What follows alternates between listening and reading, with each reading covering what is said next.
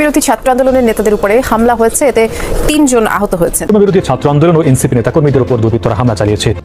এখন দিন শেষে যখন সারা বাংলাদেশ একটা নির্বাচনের দিকে বা যে অস্থিতিশীল পরিবেশ বা যে অসহিষ্ণু পরিবেশ রাজনৈতিক অঙ্গনে দেখা গেছে, সেটার একটা সলিউশন সারা বাংলাদেশের মানুষ খুঁজছে। ডক্টর মোহাম্মদ ইউনূস, জনাব তারেক রহমানের মধ্যে যে বৈঠক, সেটার প্রশংসা সবাই করছে। তখন এনসিপি, আপনার আজকে এনসিপির যে মুখপাত্র আছে, মুখ্য সমন্বয়ক নাসিরউদ্দিন পাটোয়ারির যে বক্তব্যগুলো, এই বক্তব্যগুলোর আসলে পরিণতি কি হবে?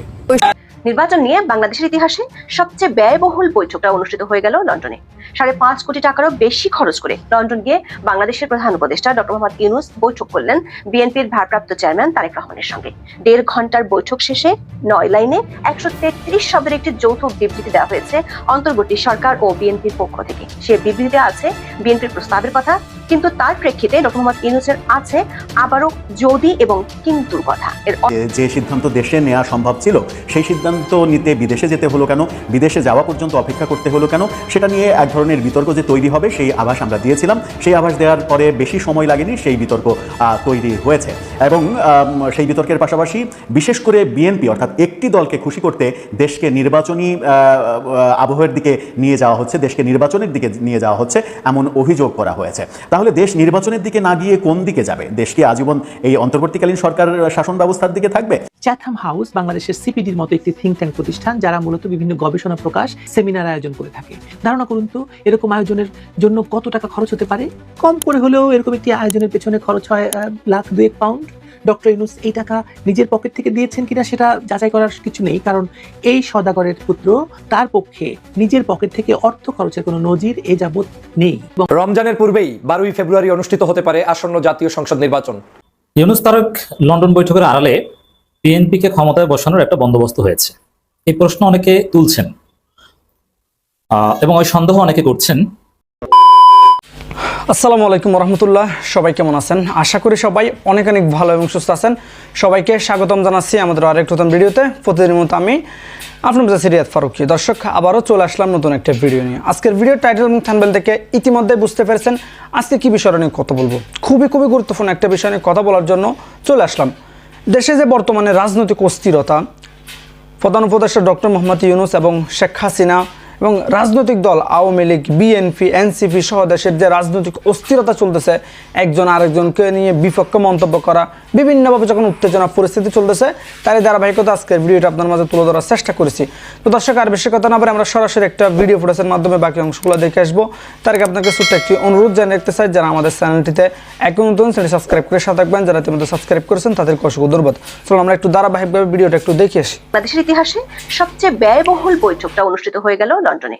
5.5 কোটি টাকারও বেশি খরচ করে লন্ডন গিয়ে বাংলাদেশের প্রধান উপদেষ্টা ডক্টর মোহাম্মদ ইউনূস বৈঠক করলেন বিএনপির ভারপ্রাপ্ত চেয়ারম্যান তারেক রহমানের সঙ্গে।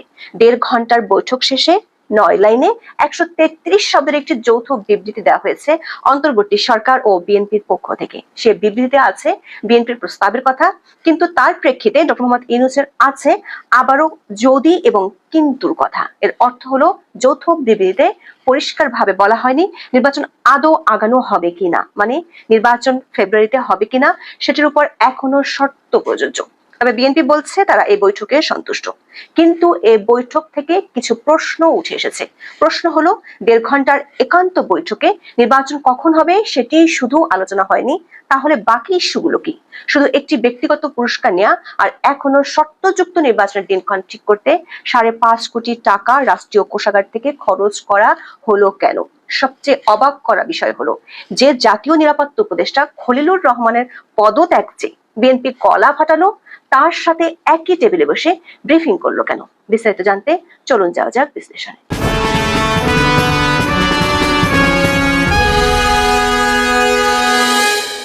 অধ্যাপক মোহাম্মদ ইউনূস লন্ডনে যাওয়ার পর থেকে তার সফর নিয়ে বিতর্ক তৈরি হয়েছে নানা ইস্যুতে।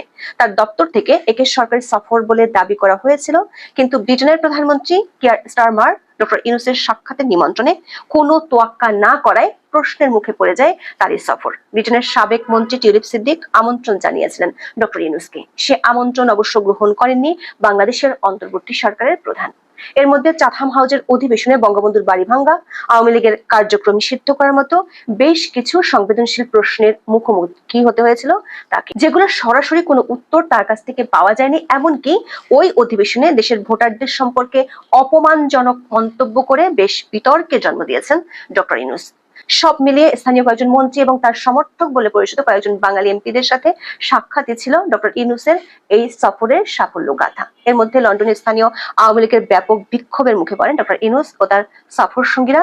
তবে অনেক বিতর্কের মধ্যে ব্রিটেনের রাজা তৃতীয় চার্লসের কাছ থেকে কিংস হারমোনি অ্যাওয়ার্ড এবং রাজার সাথে ফটো সেশন 12 জুন পর্যন্ত ডক্টর ইউনূসের সবচেয়ে বড় সাফল্য ছিল। এরই মধ্যে প্রশ্ন উঠেছে, একটি ব্যক্তিগত পুরস্কার আর কিছু কল আর মিটিং এর জন্য রাষ্ট্রীয় কোষাগার থেকে এত টাকা কেন খরচ করা হলো? সাংবাদিক জুলকারনাইন তার ফেসবুক পোস্টে জানিয়েছেন, ডক্টর ইউনূসের সফরে 39 জনের লটবহর ছিল।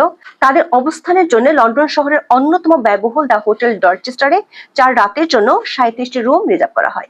তাদের হোটেল বিলের একটি কপি পর্যালোচনা করে দেখা যায় 39 জনের সফর দল 4 রাত অবস্থানের জন্য খরচ করা হয়েছে 2,10,325 ব্রিটিশ পাউন্ড, যা বাংলাদেশি টাকায় 3.5 কোটি টাকা।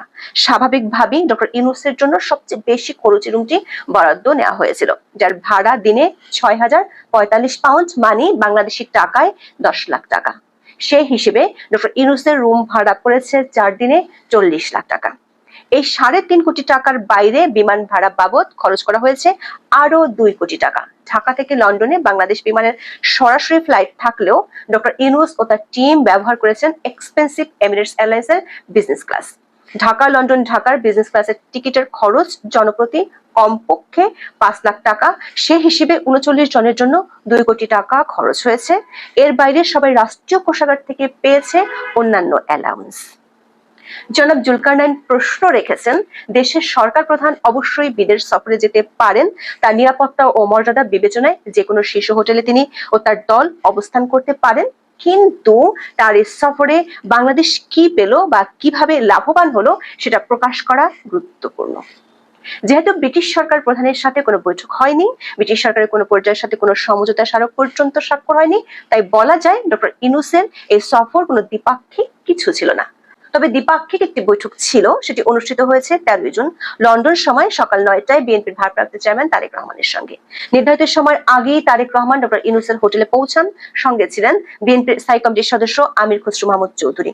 বিস্ময়ের ব্যাপার ছিল, তারেক রহমান গাড়ি থেকে নামতেই তাকে স্বাগত জানান জাতীয় নিরাপত্তা উপদেষ্টা খলিলুর রহমান। মাত্র 3 সপ্তাহ আগে খলিলুর রহমান সহ 3 উপদেষ্টার পদত্যাগের দাবিতে রাজনীতির মাঠ গরম করে ফেলেছিল বিএনপি নেতারা। বৈঠক শেষে সরকারের পক্ষ থেকে ব্রিফও করেন খলিলুর রহমান। পাশেই বসেছিলেন আমির খসরু মাহমুদ চৌধুরী। এর আগেও ঢাকায় দেখা গেছে বিএনপির সাথে বৈঠকে ডক্টর ইউনূসের সাথে ছিলেন উপদেষ্টা আসিফ মাহমুদ, অথচ সেই বৈঠকের একটু আগেই বিএনপির পক্ষ থেকে আসিফ মাহমুদের পদত্যাগ দাবি করা হয়েছিল। একই ধরনের ঘটনা পরপর 2 বার ঘটায় একটি প্রশ্ন উঠতেই পারে, সেটি হলো বিএনপির উপর কি এমন কোনো চাপ আছে যে চাপে যার পদত্যাগ চেয়েছে তার সাথে বসে ব্রিফ করতে হলো? খলিলুর রহমানের বিরুদ্ধে দ্বৈত নাগরিকত্ব এবং মার্কিন ঘনিষ্ঠতার যে অভিযোগ বিএনপি করেছিল, সেটি এত তাড়াতাড়ি বিপরীত রূপ নিলই বা কিভাবে? ডক্টর ইউনূসের সাথে তারেক রহমানের বৈঠকের শুরুতে হয় ফটো সেশন, এরপর 1-to-1 বৈঠক। সে বৈঠক চলে 1.5 ঘন্টা পর্যন্ত। এরপর 2 পক্ষ দেয় যৌথ বিবৃতি, 9 লাইনের 133 শব্দের একটি ছোট্ট বিবৃতি, যেখানে দুপক্ষের 3টি বার্তা পাওয়া যায়। প্রথমত, বিবৃতিতে বলা হয়েছে অত্যন্ত সৌহার্দ্যমূলক পরিবেশে তাদের বৈঠকটি অনুষ্ঠিত হয়েছে। দ্বিতীয়ত, বিএনপির প্রস্তাব, যেখানে বলা হয়েছে জনাব তারেক রহমান প্রধান উপদেষ্টার কাছে আগামী বছরের রমজানের আগে নির্বাচন আয়োজনের জন্য প্রস্তাব করেন। দলের চেয়ারপারসন বেগম খালেদা জিয়া মনে করেন ওই সময় নির্বাচন অনুষ্ঠিত হলে ভালো হয়। দর্শক, বিএনপি ডিসেম্বরের মধ্যে নির্বাচন দাবি করে আসছিল, সেখান থেকে বিএনপি স্পষ্টত সরে এসে নতুন প্রস্তাব দিয়েছে। এই প্রস্তাব মেনে নিলে ফেব্রুয়ারির 15 তারিখের মধ্যে নির্বাচন হতে পারে। যৌথ বিবৃতির তৃতীয় পয়েন্টটি হলো বিএনপির প্রস্তাবের প্রেক্ষিতে ডক্টর ইউনূসের প্রতিক্রিয়া। ডক্টর ইউনূস বলেছেন, সকল প্রস্তুতি শেষ করা গেলে 2026 সালের রমজান শুরু হওয়ার আগের সপ্তাহেও নির্বাচন আয়োজন করা যেতে পারে। সেক্ষেত্রে সেই সময়ের মধ্যে সংস্কার ও বিচারের বিষয়ে পর্যাপ্ত অগ্রগতি অর্জন করা প্রয়োজন হবে। দর্শক, এখানে এখনো যদি এবং কিন্তু বা শর্ত উত্তর জুড়ে দেওয়া হয়েছে ডক্টর ইউনূসের পক্ষ থেকে। সংস্কার ও বিচার এবং সব প্রস্তুতি শেষ করার কথা বলা হয়েছে নির্বাচনের আগে। তবে বিএনপি একটি সূত্র জানিয়েছে ফেব্রুয়ারির দ্বিতীয় সপ্তাহের যে কোনো দিন নির্বাচনের জন্য প্রস্তাব করা হয়েছে। ব্রিফিং এ এনসিপির পক্ষ থেকে নির্বাচন কমিশন পুনর্গঠন সহ যেসব দাবি তোলা হয়েছে সেগুলো সম্পর্কে সাংবাদিকরা জানতে চান। তবে এসব বিষয় নিয়ে কোনো উত্তর দেওয়া হয়নি। খলিলুর রহমান আশা প্রকাশ করেন নির্বাচন কমিশন শিগগিরই জাতীয় নির্বাচনের তারিখ ঘোষণা করবে। তিনি দাবি করেন সরকার সবাইকে নিয়ে নির্বাচনটা করতে চায়। এদিকে এনসিপি নেতা নাসিরউদ্দিন পাটোয়ারি অভিযোগ করেছেন সরকার যে বিএনপির পক্ষে কাজ করছে সেটি এই বৈঠকে ফুটে উঠেছে। দর্শক, ব্যয়বহুল একটি সরকারি সফরে শেষ পর্যন্ত ব্রিটিশ সরকার থেকে কিছু পাওয়া না গেলেও নির্বাচন নিয়ে যে বিরোধ ছিল সেটি নতুন ডাইমেনশন পাওয়া গেছে। তথ্য প্রযুক্তির এই যুগে এর জন্য রাষ্ট্রের 5.5 কোটি টাকা খরচ করার কোনো দরকার ছিল কিনা সে প্রশ্ন না তুলেও বলা যায় তারেক রহমানের সাথে বৈঠক করতে ডক্টর ইউনূস লন্ডনে গিয়েছিলেন।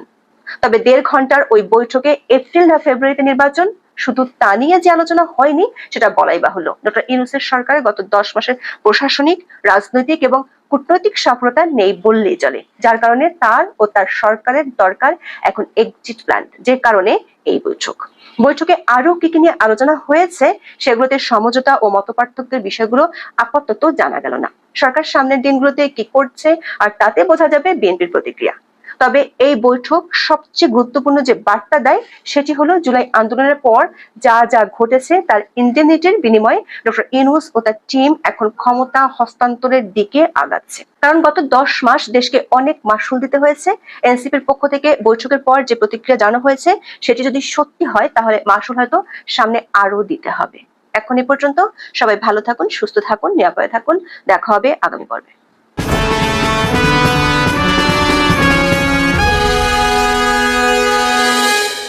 পরিবেশ বা যে অসহিষ্ণু পরিবেশ রাজনৈতিক অঙ্গনে দেখা গেছে সেটার একটা সলিউশন সারা বাংলাদেশের মানুষ খুঁজছে। ডক্টর মোহাম্মদ ইউনূস, জনাব তারেক রহমানের মধ্যে যে বৈঠক সেটার প্রশংসা সবাই করছে। তখন এনসিপি, আপনার আজকে এনসিপির যে মুখপাত্র আছে, মুখ্য সমন্বয়ক নাসিরউদ্দিন পাটোয়ারির যে বক্তব্যগুলো, এই বক্তব্যগুলোর আসলে পরিণতি কি হবে? ওই যে হঠাৎ করে একটু মিডিয়া ফোকাস লাইট, বাবা জনগণ জনগণ না বইলা তোমরা ডাক দিয়া দেখো তোমার পিছনে জনগণ আসলে কারা। যে ছাত্র সমাজ তোমার পিছনে আছে, এনসিপির পিছনে কয়জন মানুষ আছে এই মুহূর্তে, তোমাদের জনপ্রিয়তা কোন লেভেলে আছে, তোমাদের যে অবস্থা হয়েছে, সবার সাথে যেভাবে পাঙ্গা নিচ্ছ, সর্বশেষ যে খুঁটিটা ডক্টর ইউনূস স্বীকার করুক না করুক, ওনার স্নেহের কারণে তোমরা এখনো যতটুকু মানে ভাব গাম্ভীর্য নিয়ে চলাফেরা করতেছো, যারে তারে কথাবার্তা বলতেছো, ফেব্রুয়ারির পরে এই জিনিসগুলোর পরিণতি কি হয় সেটা বুঝতে পারবা। আর এখন দিন শেষে ডক্টর ইউনূসের বিরুদ্ধেই তোমরা ডাক দিয়ে যাচ্ছ। আবার গণ অভ্যুত্থান হবে, মাঠে নাইমা দেখো 2000 মানুষ পাও কিনা বইলা দিলাম আজকে লাইভে ডক্টর ইউনূসের বিরুদ্ধে। দেখেন ঘটনা কি, বিদেশের নির্বাচন নিয়ে বৈঠক গণ অভ্যুত্থানের আকাঙ্ক্ষার পরিপন্থী। তো গণ অভ্যুত্থান কি এনসিপির দর্জন পোলাপানি করছে আর সারা বাংলাদেশ বলে আঙ্গুল চড়ছিল? জনগণের গণ অভ্যুত্থানের আকাঙ্ক্ষার পরিপন্থী মানে কাদের আকাঙ্ক্ষার পরিবর্তী? তোমাদের কয়েকজনের। আইন প্রশাসন সবকিছু এখন পকেটে, যা খুশি বলা যায় করা যায়, মিডিয়াতে অনেক কিছু প্রকাশ হয় না, চুপচাপ আছে। এগুলা একটা এনজয়েবল ক্ষমতা নাকি? একটা দল ক্ষমতায় গিয়েও এতটুকু এনজয় করতে পারে না।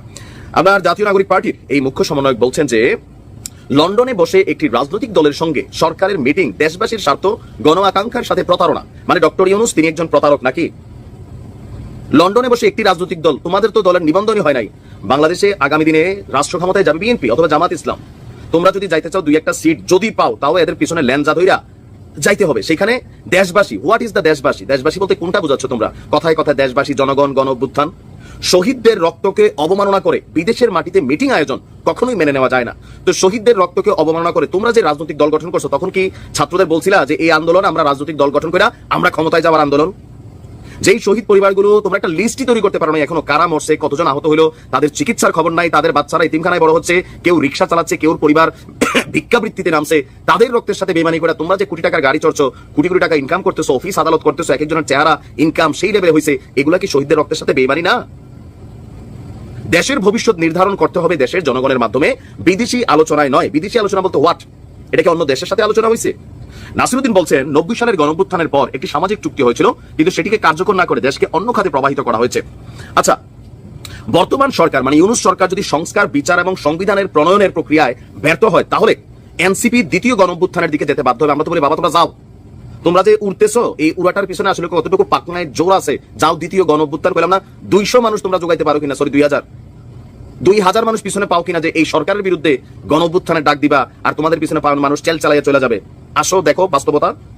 এমনকি এই সরকার জনগণের আকাঙ্ক্ষা প্রতিফলনে ব্যর্থ হলে এনসিপি কোনো নির্বাচনেও অংশগ্রহণ করবে না। মানুষের ঠেকা পড়ে আছে নাকি যে এনসিপি নির্বাচনে অংশগ্রহণ করবে না, জনগণ হা হা হা করে কান্নাকাটি করবে, রাস্তায় বিলাপ করবে? এটা মনে হয় নাসিরউদ্দিন? মিডিয়ার সামনে কথা বলা সোজা, বাস্তবতা কি এটা তোমরা বুঝো না? দলের নিবন্ধনই হয় না, নির্বাচন কই থেকে আসলো? শুধু রাজা বা রানী বদল হলেই চলবে না, কাঠামোগত পরিবর্তন প্রয়োজন, এটা আমরাও চাই। এনসিপি বিশ্বাস করে গণঅভ্যুত্থানের মাধ্যমে অর্জিত স্বপ্ন পূরণ না হওয়া পর্যন্ত তাদের লড়াই চলবে। তো করো লড়াই, আসো ডক্টর ইউনূসের বিরুদ্ধে একটু মাঠে নামা দেখো লড়াইটা কোন দিকে আসে। অন্তর্বর্তী সরকারের প্রতি আহ্বান জানাচ্ছে যে শহীদদের আত্মত্যাগ এবং আহতদের কষ্টের মূল্যায়ন করতে হবে। তোমরা নিজেরা কি মূল্যায়ন করছো? তোমাদের মূল্যায়ন হয়েছে, গ্রামের মানুষের কাছে যেতে হবে। তোমরা কই গেছো? ঢাকা রাজু ভাস্কর্য ছাড়ার কোথায়? নিজেদের নির্বাচনী প্রচারণা ছাড়া লোকাল এলাকায় গিয়ে মাইটের খাবারও খবর আসতেছে বিভিন্ন জনের। তারপর বলছে যে বিএনপি একসময় ডিসেম্বরের মধ্যে নির্বাচন দাবি জানালেও এখন রোজার আগের সময়সীমা এসে পৌঁছেছে, তারা এখনো জুলাইয়ের ঘোষণাপত্র বিচার বা নতুন সংবিধান নিয়ে কোনো প্রস্তাব দেয়নি। ফলে এটি বোঝা যাচ্ছে তারা কেবল ক্ষমতার লোভে যুক্ত হয়েছে, গণ আকাঙ্ক্ষার প্রতিনিধিত্ব করছে না। তো তোমরা কিসের লোভ করছো? তোমরাও তো ক্ষমতারই লোভী, চেয়ারের লোভী, এটা তো স্পষ্ট ভাই, মানুষ বলছে এগুলা। দেখেন এনসিপির জায়গা থেকে এই টেনশনটা খুবই স্বাভাবিক। এখন তাদের বক্তব্য যে ডক্টর ইউনূসের এই সরকার এবং বিএনপি একসাথে মিলে জনগণকে পাশ কাটিয়ে এটি গভীর সংকট তৈরি করছে। কোন জনগণ? এনসিপির রাজু ভাস্কর্যের জনগণ, এছাড়া আর কাউকে না। জনগণ অতীতেও লড়াই করছে, ভবিষ্যতেও করবে। জনগণের ম্যান্ডেট ছাড়া কোনো সরকারই বৈধ হতে পারে না। ম্যান্ডেট ছাড়া কোন সরকার বসে আছে? আপাতত ডক্টর মোহাম্মদ ইউনূস বসে আছেন। জনগণের ম্যান্ডেটের জন্যই তো নির্বাচনের কথা বলা হচ্ছে। তার বক্তব্য শুধু নির্বাচন করলেই হবে না, সঠিক বিচার এবং সাংবিধানিক সংস্কার ছাড়া নির্বাচনের অর্থ নেই। এগুলো চলমান প্রক্রিয়া, এটা সবাই চায়। এখনকার নির্বাচন কমিশন জনগণের আস্থার প্রতীক নয়, বরং একটি রাজনৈতিক শক্তির পক্ষে কাজ করছে। তো এরকম তো বহুত কিছু সরকারের মধ্যে দেখা যাচ্ছে যেটা এনসিপির জন্য কাজ করছে, বা বিভিন্ন জায়গায় আমরা দেখছি ডক্টর ইউনূস এনসিপির পক্ষে কাজ করছেন। তো মানুষের তো অভিযোগ এক এক জায়গায় এক এক রকম আছে। তার বক্তব্য, তাই নির্বাচন কমিশন পুনর্গঠন, আরপিও সংশোধন, জাতীয় ঐকমত্যের ভিত্তিতে নির্বাচন। ঐকমত্য হয়ে গেছে বাবা। এই যে তারেক রহমান এবং ডক্টর ইউনূসের এই বৈঠককে বাংলাদেশে এমন কোন দল নাই যেটাকে সাধুবাদ জানায় নাই। জনগণের পক্ষ থেকে সাধুবাদ জানানো হয়েছে। বাকি আছো তোমরা কয়েকজন, যারা এখন এমপি মন্ত্রীর প্রভাব বিস্তার করে চলছো, টাকা পয়সার সিস্টেমে ক্রাউড ফাউন্ডেশনের মাধ্যমে টুকটাক কামাই হচ্ছে, মিডিয়া ফোকাস পাচ্ছ। 3 দিন আগে এলাকার মানুষও চিন্তা না, সেই জায়গা থেকে এই যে ক্ষমতা, এই যে এনজয়মেন্ট, এই যে ভাবসাব, এগুলো যে হাতছাড়া হয়ে যাবে। নির্বাচনের পর বিএনপির যোগ আসলে এনসিপির নেতাদের বা সমন্বয়কদের যে পরিণতি কি হবে লোকাল বিএনপির ছাত্রদের কাছে, পাবলিকের কাছে, এরা কিন্তু এটা বোঝে। যে সিদ্ধান্ত দেশে নেওয়া সম্ভব ছিল সেই সিদ্ধান্ত নিতে বিদেশে যেতে হলো কেন, বিদেশে যাওয়া পর্যন্ত অপেক্ষা করতে হলো কেন, সেটা নিয়ে এক ধরনের বিতর্ক যে তৈরি হবে সেই আভাস আমরা দিয়েছিলাম। সেই আভাস দেওয়ার পরে বেশি সময় লাগেনি, সেই বিতর্ক তৈরি হয়েছে। এবং সেই বিতর্কের পাশাপাশি বিশেষ করে বিএনপি অর্থাৎ একটি দলকে খুশি করতে দেশকে নির্বাচনী আবহের দিকে নিয়ে যাওয়া হচ্ছে, দেশকে নির্বাচনের দিকে নিয়ে যাওয়া হচ্ছে, এমন অভিযোগ করা হয়েছে। তাহলে দেশ নির্বাচনের দিকে না গিয়ে কোন দিকে যাবে? দেশ কি আজীবন এই অন্তর্বর্তীকালীন সরকার শাসন ব্যবস্থার দিকে থাকবে? দেশ কি অনির্বাচিত সরকারের শাসনেই আজীবন থাকবে? সেরকমই কি চাই? এনসিপির যে দাবি, সেই দাবির প্রেক্ষাপটে এই প্রশ্নটা সামনে এসেছে।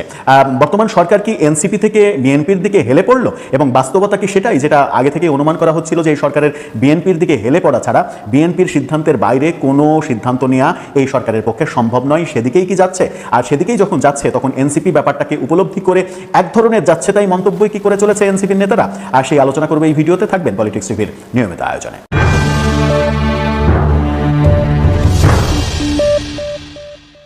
দর্শক, পলিটিক্স টিভি নিয়মিত ভিডিওগুলো স্পন্সর করছে প্রজাপতি.টিভি, নতুন ওটিটি প্ল্যাটফর্ম। আপনারা চাইলে ইউটিউবে, ফেসবুকে, ইনস্টাগ্রামে, টিকটকে দেখে নিতে পারেন। ডেসক্রিপশন বক্সে লিঙ্ক দেওয়া থাকবে, সেখান থেকেও আপনারা দেখে নিতে পারেন প্রজাপতির কার্যক্রম। চলে যাচ্ছি মূল ভিডিওতে। বলছিলাম প্রধান উপদেষ্টার যে নির্বাচনের তারিখ এগিয়ে আনার সিদ্ধান্ত, সেই সিদ্ধান্তের প্রতিবাদ করছে একমাত্র এনসিপি, তাছাড়া অন্য কোনো দল থেকে প্রতিবাদ এখন পর্যন্ত দেখা যায়নি। দুটো খুব গুরুত্বপূর্ণ মন্তব্য নিয়ে আলোচনা করব যেটা এনসিপির পক্ষ থেকে করা হয়েছে। নাগরিক পার্টির মুখ্য সমন্বয়ক নাসিরউদ্দিন পাটোয়ারি বলেছেন, দেশের সিদ্ধান্ত বিদেশের মাটিতে হলে সেটা বাংলাদেশের জনগণ মেনে নেবে না। অর্থাৎ লন্ডনে যে সিদ্ধান্ত হয়েছে সেটা নাকি বাংলাদেশের জনগণ মেনে নেবে না, এটাই তার ভাষ্য। বাংলাদেশের জনগণ বলতে তিনি কি শুধু এনসিপিকে বোঝাচ্ছেন কিনা সেই প্রশ্নটা সম্পূরক প্রশ্ন হিসেবে আসতেও পারে। আসলে তিনি কি উত্তর দেবেন সেটা হয়তো সময়ই বলে দেবে।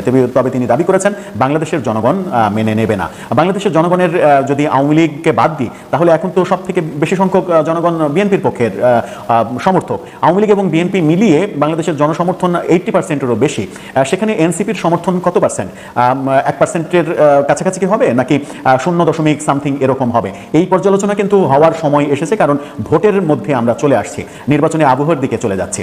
সেই মুহূর্তে যখন এনসিপি নেতা এমন দাবি করলেন যে বাংলাদেশের জনগণ মেনে নেবে না, তখন প্রেক্ষাপটটা সামনেই হয়তো বিচার্য হবে যে বাংলাদেশের জনগণ বলতে তিনি কাদেরকে বুঝিয়েছেন।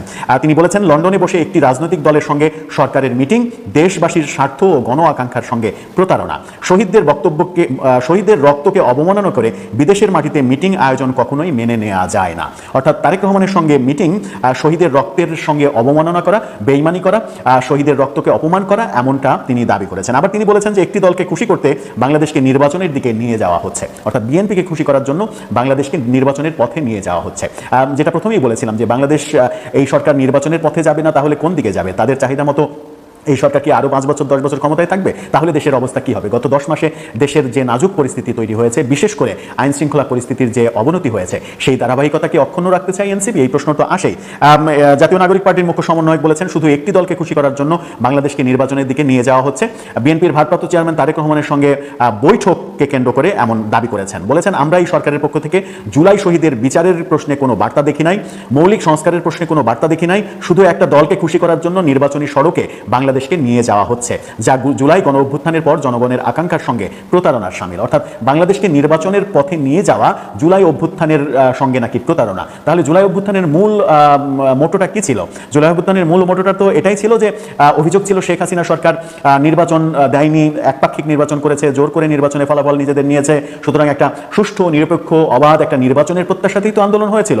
তো দেশ যদি এখন নির্বাচনের পথে যায়, প্রফেসর ইউনূসের সরকার যদি নির্বাচনের পথে নিয়ে যান দেশকে, সত্যি সত্যিই যদি নিয়ে যান, তাহলে সেটা জন আকাঙ্ক্ষার কিংবা জুলাই অভ্যুত্থানের আকাঙ্ক্ষার সঙ্গে প্রতারণা কেন হবে কিংবা কিভাবে হবে, সেটা অবশ্য পরিষ্কার নয়। তিনি বলেছেন, জুলাই অভ্যুত্থানে যারা শহীদ হয়েছেন বা যারা আহত হয়েছেন, আগে তাদের ন্যায় বিচার প্রক্রিয়া সম্পন্ন করতে হবে। দেশের মাটিতে এখনো শহীদের রক্ত পড়ে আছে, আহতরা এখনো বিভিন্ন হাসপাতালে বেডে আছেন। এই অবস্থায় বাংলাদেশের মাটিকে অবজ্ঞা করে যখন বিদেশের মাটিতে একটা মিটিং হয়, সেই মিটিংয়ে জাতির প্রত্যাশাকে ছাপিয়ে একটি দলের প্রত্যাশা অনুযায়ী সরকার কথা বলে, সেটা গণ অভ্যুত্থানের সঙ্গে প্রতারণার শামিল। তিনি খুবই ইম্পর্টেন্ট কথা বলেছেন যে যখন আহতরা কাতরাচ্ছে, হাসপাতালে আছে, আমরা চক্ষু বিজ্ঞান ইনস্টিটিউটের ঘটনা গত কয়েকদিন থেকে দেখছি যে আহতদের নামে সেই পুরো ইনস্টিটিউশন দখল করে রাখা হয়েছে, সেখানে এক ধরনের দখলদারিত্ব চলছে, যাচ্ছে তাই অবস্থা চলছে। দর্শক, ভিডিওটি ভালো লাগলে অবশ্যই শেয়ার করে দিবেন। এতক্ষণ আমাদের চ্যানেলের সাথে থাকার জন্য সবাইকে অসংখ্য ধন্যবাদ। দেখাবো অনেক করে ভিডিওতে। ভালো থাকবেন, সুস্থ থাকবেন, আল্লাহ হাফেজ।